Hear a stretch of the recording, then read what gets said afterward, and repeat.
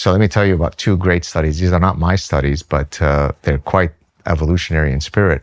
So usually when you study intertemporal decisions, you make people go through a bunch of tasks where you set up the tension between, I can give you $100 now, or you can wait 7 days and I'll give you $130. And then depending on the pattern of responses that you and I give, I can calculate your lambda parameter, which basically captures how much of a delayed or immediate gratifier you are. Okay, fair enough. Now, most psychologists and certainly economists have presumed that that lambda parameter is an invariable part of your personality. So Jordan Peterson might be an immediate gratifier, Gad Saad might be a delayed gratifier, and that becomes invariant. Well, it turns out that the story is a bit more complex in an evolutionarily relevant way.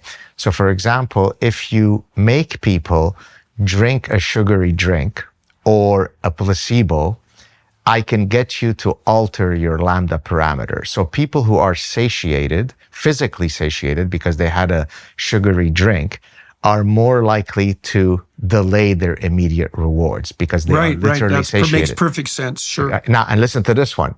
So that's related to survival, right? Because I'm drinking something which is a consumatory thing.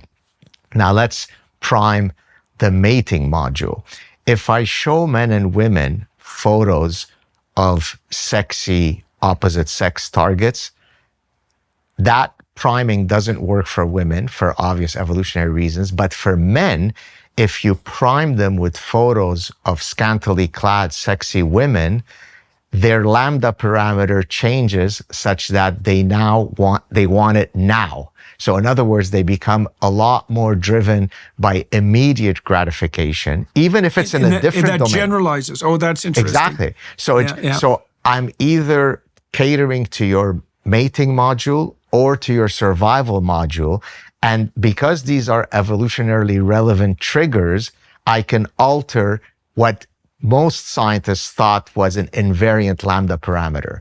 And so to your point, your intuition of asking an evolutionist about intertemporal choices, there really is an evolutionary story to that.